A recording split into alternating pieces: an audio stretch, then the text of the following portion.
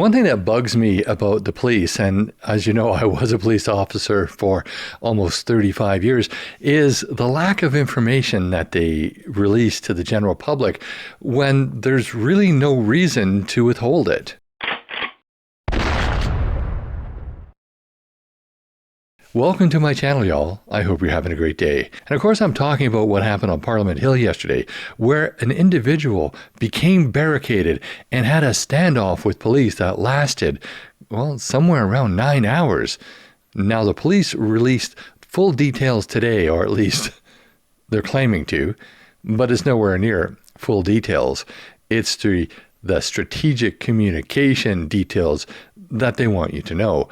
Only I'm a little disappointed at the extent of the information that they've released because it leaves a lot to our imaginations. And that's a problem in Canada, or it's a problem in any society. When you leave things to the imagination of the people, you get conspiracy theories. You get people making stuff up.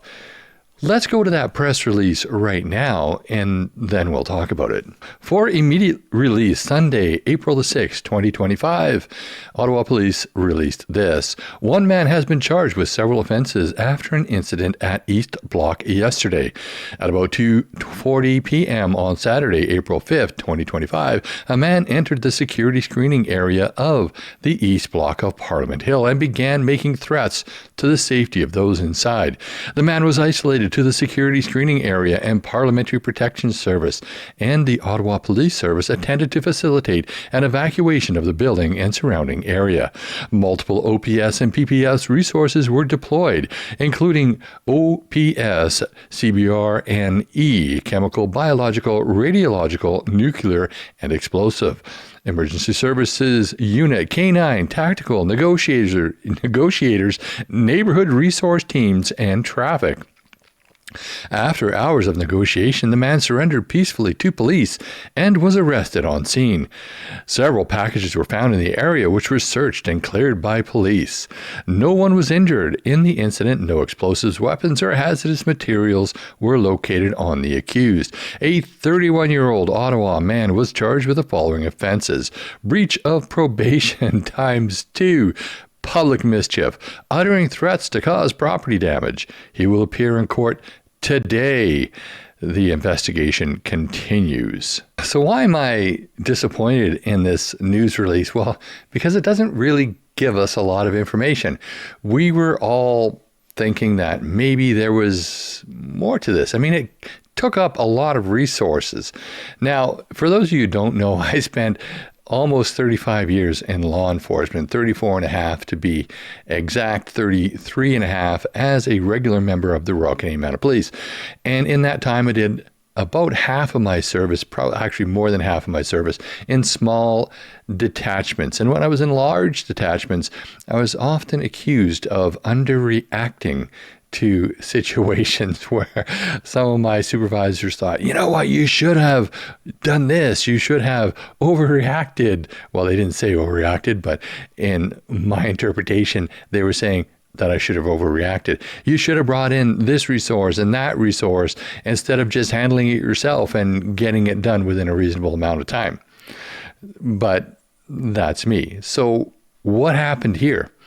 It would make sense if the guy entered and said, hey, I've got an explosive vest on, I'm going to destroy this place. The response would make sense, but they didn't say that. They didn't say what his actual threats were. They isolated him. They isolated him almost right away. So could they have concluded this very quickly? Maybe, but we don't know because we don't know what the threats were. Specifying what the threats he made, would that compromise a future prosecution of the case?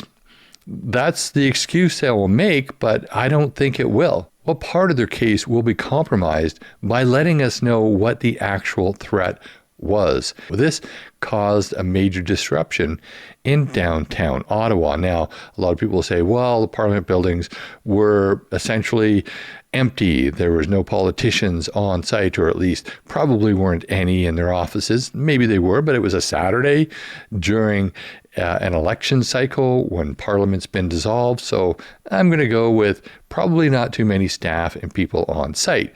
So they evacuated and they isolated him. And then they went and started negotiations.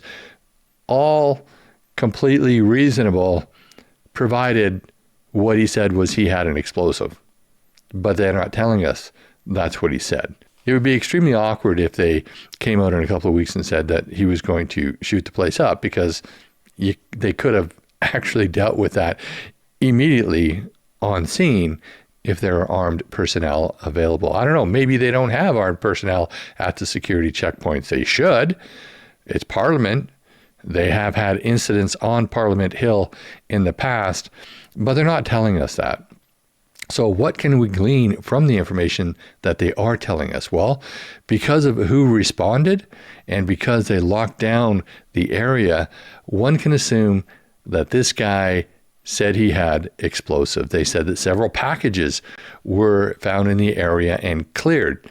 That would indicate he's trying to say he had explosives. The response makes sense, but their news release leaves a lot to be desired.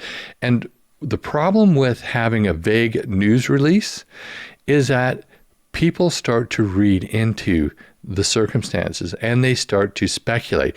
There's already been tons of speculation that this was a false flag operation, that it never really happened, or maybe the funny ones is, oh, maybe Justin Trudeau was in the house and he was stealing another chair, or maybe he's crying uncontrollably in a corner, clutching onto his Barbie doll, all upset that Ken dumped him or something like that.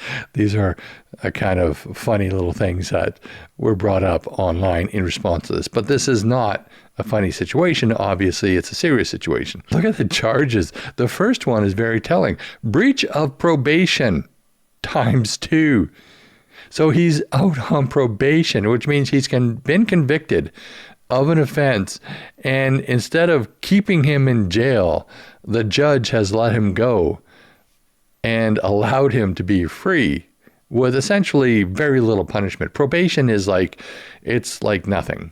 Probation is, behave yourself, don't do this, don't drink sometimes, or, don't go to a certain area. And if you do, then we'll probably tell you again in another probation charge not to do that again. Probation is a pretty weak punishment. Now, sometimes it's appropriate.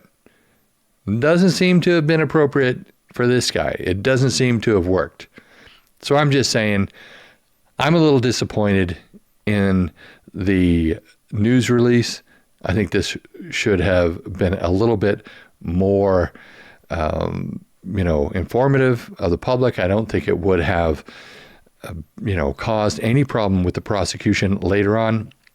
I just think they should let us know what's happening on Parliament Hill. These are our buildings. These are public buildings. These are buildings that we pay for, and access to these buildings should be open to the public. And yet this goof goes in there, causes all this mayhem, and then we get almost nothing of an explanation. It would have only taken one more line. What did he threaten? It would have made things a lot more clearer. And a lot of times, I was in strategic communications in the RCMP for a very short period of time, and the idea is to give as little information as possible, and only information that serves your purposes. I disagreed with that philosophy to the point where I wanted to give out a little bit more information because I think the public has a right to know. Clearly, the Ottawa police don't agree with me on that. The RCMP didn't agree with me on that. But I played the game the way they wanted to play the game. Now that I'm not in the game, I'm going to tell you, bit disappointed. They're not sharing a little bit more information with the public. Be that as it may, that's just my opinion. I'd Really like to know what your opinion is. Put your comments down below. And while you're at it, please like this video, share with your friends and on social media. And if you haven't already, please subscribe to my channel and hit that bell notification so you never miss another video. Also, please join me on Thursday evenings at 6 p.m. Pacific time for my live stream on both YouTube and Rumble, where you're invited to join in on the conversation. Finally, I do teach the Canadian Firearm Safety course, and if you wish to take that course because you're looking to get your Canadian firearms license, you can take a course from me if you reside on Vancouver Island. There are links in the show notes of this video where you can sign up to take one of those courses. Thanks for watching, and I'll see you in the next video.